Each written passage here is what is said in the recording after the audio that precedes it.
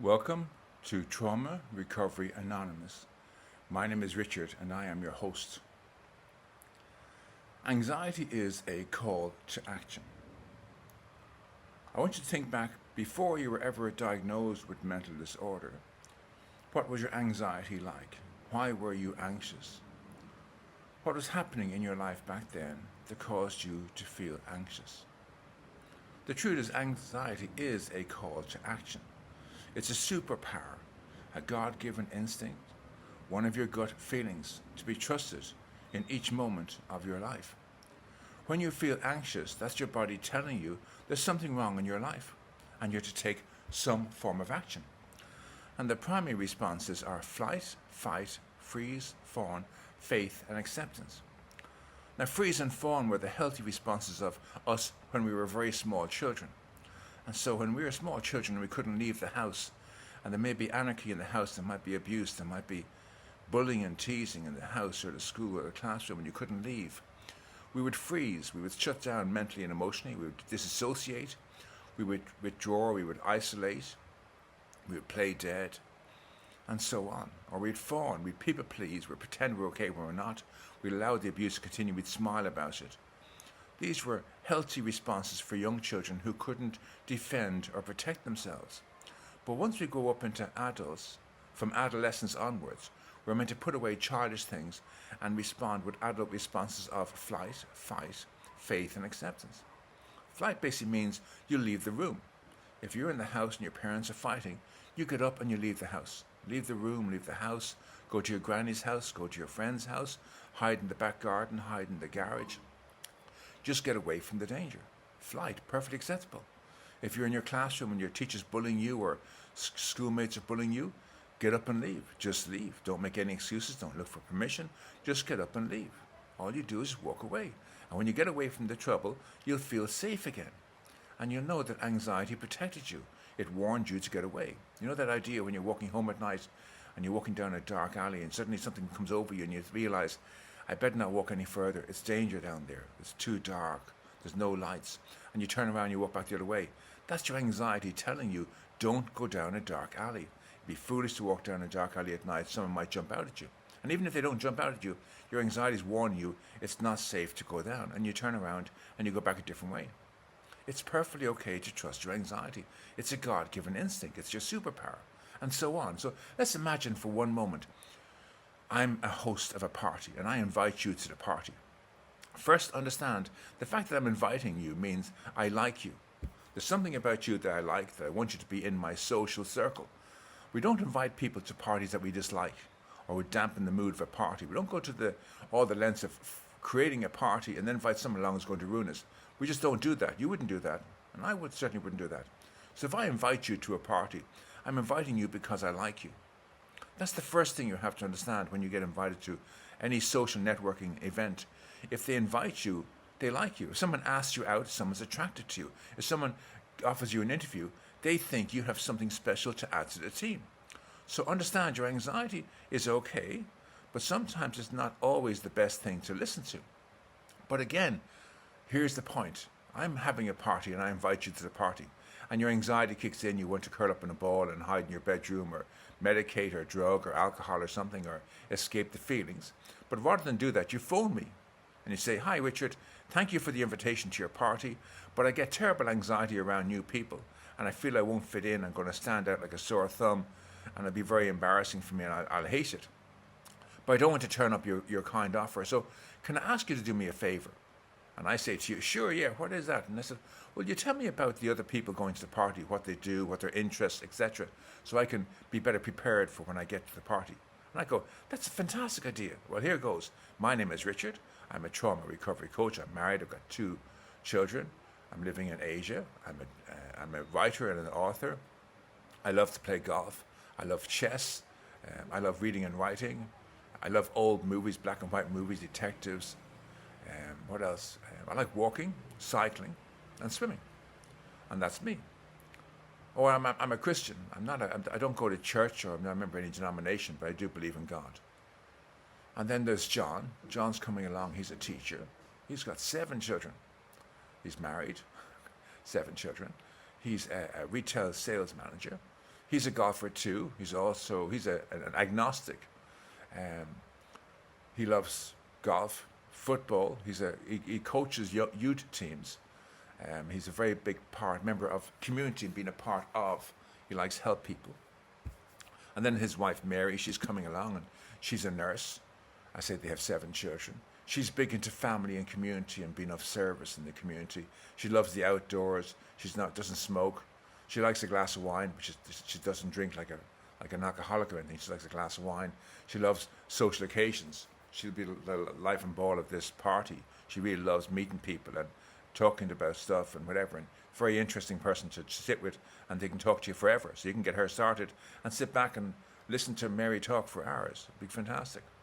And then there's Catherine. Catherine is an atheist. She's single. She's a therapist. She loves life. Again, she likes a glass of wine. She likes walking, hiking. She loves swimming. She used to play golf. She stopped playing. She doesn't like it. She just stopped playing it. She's also into cooking, and she loves thrift stores and market shopping. And when she goes thrift shopping, she loves hats and scarves. And then there's Margaret Ann. Margaret Ann, she's a Christian. She's single. She loves to cook. She loves outdoors. She loves gardening. Good conversation. She'll talk about anything. She'll talk with an atheist or an agnostic and have no problem, or a Christian, have a conversation with anybody about anything. She loves cooking. She loves gardening. She loves family and community. And she likes a glass of wine. And she's just very pleasant. And then there's William. William is a painter and decorator. He's married. He's got 2 kids. He's a Christian. What else he likes? He loves golf. He loves cycling, swimming. He likes motorbikes, cars. He loves fiddling around with cars. He loves working with his hands. He really gets really great enjoyment. He can spend hours working on anything with his hands. He just loves doing work with his hands. And so on. And I tell you a list of all these 8 or 9 people. There's Jesse. Jesse's an atheist. He's a gamer. He likes to think he's a professional gamer. He just loves playing all computer games. He works in IT. He's very good in IT. He could take apart a phone and put it back together again in a moment.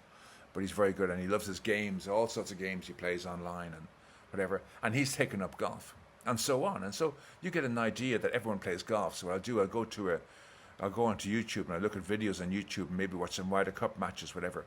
And I find one golfer who can be my hero that I like. And so when I get talking, I can talk about this one person, Tiger Woods or Nick Faldo or somebody, that he's my hero kind of thing. And then you have someone to talk about. And maybe you might go to a driving range and hit some golf balls to get the feel of a club in your hand. Maybe you have played before. Maybe you might go on a par 3 pitch and putt course. But you learn enough about golf that you can have a conversation about golf. And then maybe you might go to a thrift store and go looking in thrift stores and buy a hat for yourself. And maybe you're not into hats, but you buy one so you can have a conversation about hats with that person who likes hats. And so on. Maybe you do some cooking. You watch a MasterChef video on YouTube about how to cook a steak or something, and you practice cooking a steak or a pork chop or a casserole or make an omelette or something, or the breakfast sandwich. And you watch that and you learn all about that and you do it yourself at the kitchen until you know how to do it. And then you say, but you're taking up cooking and your big thing is breakfast sandwiches. And you can talk to Michael about cooking and whoever else likes cooking, and so on. So you do your homework. You give a list of all these different people. You know what they like and what they don't like. And if you're an atheist and you get into conversation about God, you don't mind having a conversation. You're not going to convert there if you're an atheist, but you can get people's perspective, why they believe in God, why they believe in God but they don't believe in a Christian God. You get to have this conversation, and whether you get involved or sit back and listen, they will argue their beliefs to you, and you'll be filled with newfound knowledge that you didn't have before. And you'll be part of a conversation. You don't have to be enemies with the person who's a Christian or person who's an agnostic. You can still remain an atheist and be friends with them, but you'll have their perspective of life, and it may change yours and it may not, but that's okay. Same with the golf, same with the cooking, same with the thrift stores. Gardening. Maybe if you haven't got a garden, maybe buy a pot and go to the garden centre and teach them how to plant a pot and plant a rose in the pot and feed it and let it grow. And then suddenly have a relationship with this and say, well, I don't have a garden, but I've started potting plants, and I started off with a rose, and I have a white rose called the blah blah, and get them started talking about gardening. All you need to do is start a conversation. They'll talk at you for hours about what they like, and you just keep it rolling. At the end of the day, they'll think you're the greatest thing since sliced pan because you show such an interest in in their interests, and you're willing to listen to them talk for hours, and you leave that party and you realize, I can do this.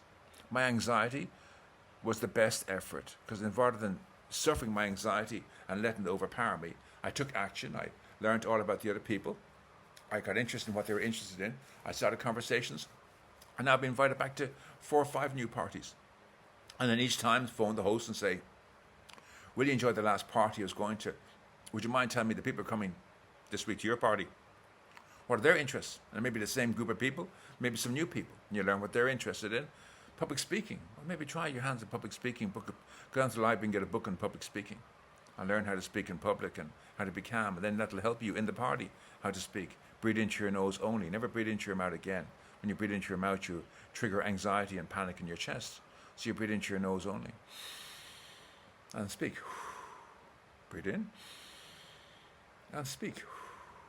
And so on. You learn how to breathe and speak in a calm manner, and how to pace yourself and pronounce all your words.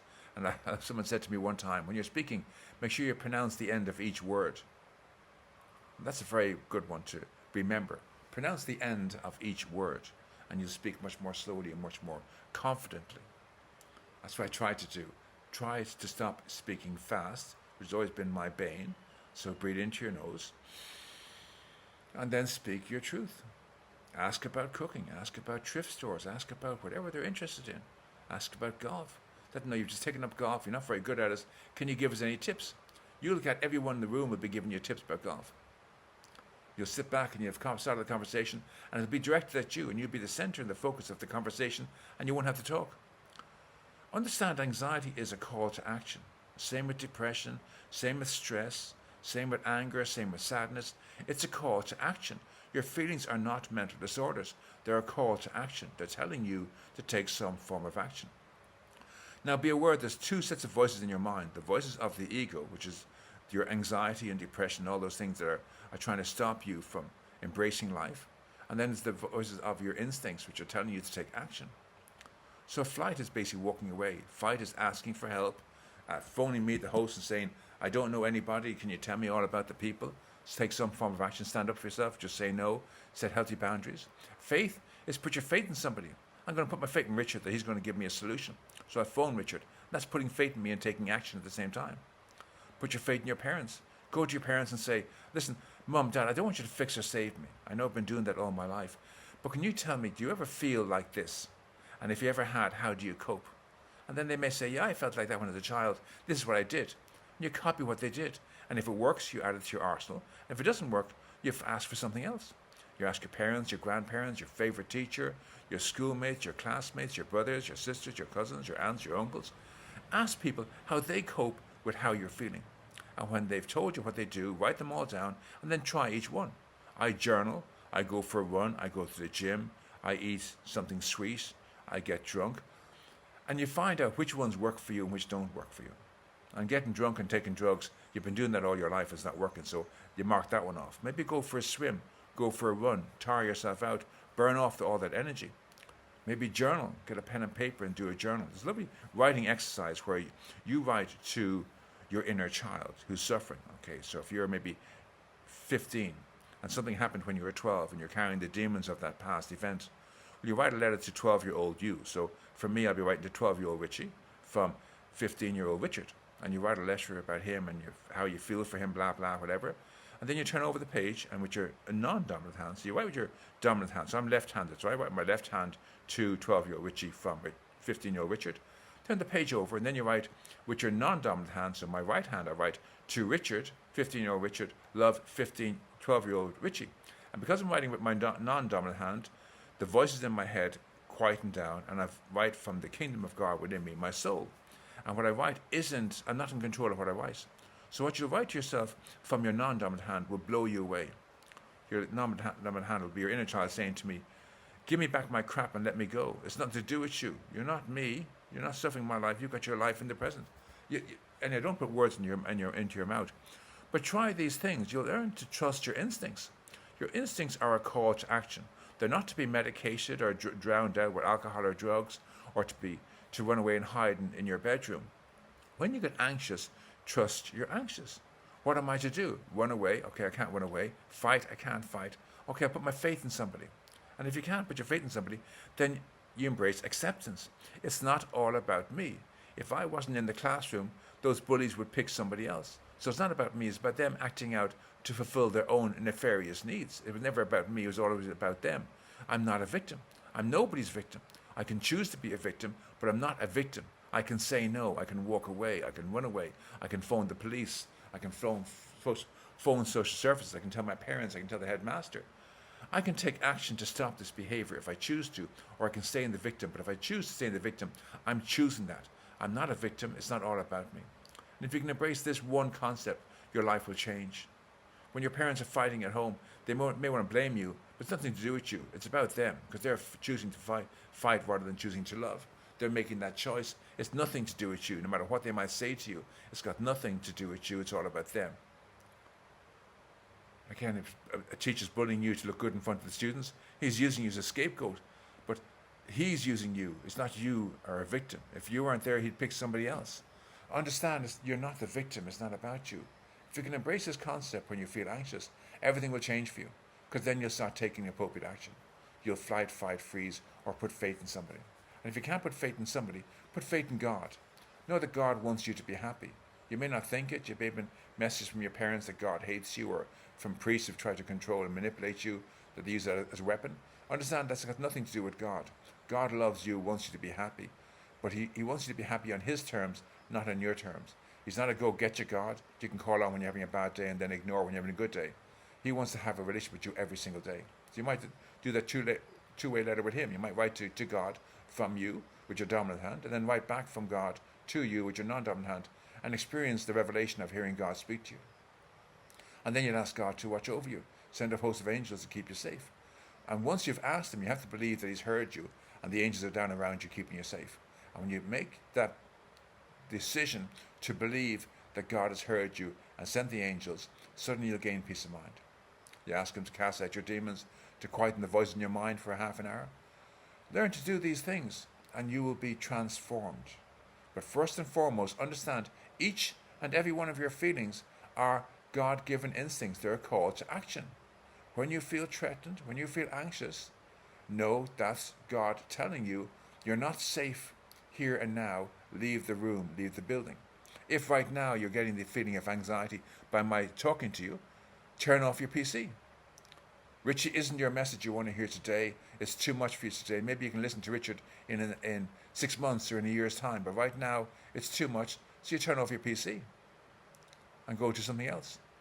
It's okay to take action. You're meant to take action. If you feel threatened by my voice, if you feel this is scary, turn off the PC. Change the channel. Go and watch some movies. Play a game. Do your homework. Do some chores.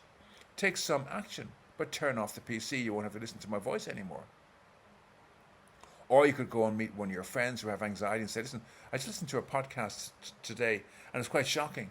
And I'm wondering, will you come back and listen with me? Maybe 2 or 3 of us, we can listen to it together and see what we think about it. And then you sit down and listen to my voice again with a couple of your friends. And they kind of go, that's amazing. I never thought of that either. We tried that. Yeah. And then you try it as a group. And you go off and you ask your parents for how they cope with this, and you copy that, and then you use what their parents suggested you use and what your parents suggested they use, and suddenly you're on the same page, and you're using tools that you didn't know you had, and you're trusting your anxiety, and suddenly the next time you feel anxious, you look at each other and you laugh, because you're not going to that dark place. You're content and peaceful and using one of these coping skills. This is the truth that will set you free. Your anxiety is a call to action. Trust it. Your depression is a call to action. Trust it. Anxiety is fear of the unknown future. And the future may never happen, so stop looking at your anxiety and take action today to feel like at peace. Depression is not being able to get past the past event. And so find out how to get past the past event and you'll be free. And there is a way. It's called the Trauma Recovery Anonymous. My name is Richard Tierney. Please share this with as many people as possible. All your friends in your anxiety group, in your school, in your classroom, your friends, your families, your brothers and sisters. Help other people to realize the truth that the anxiety is a call to action. Thank you.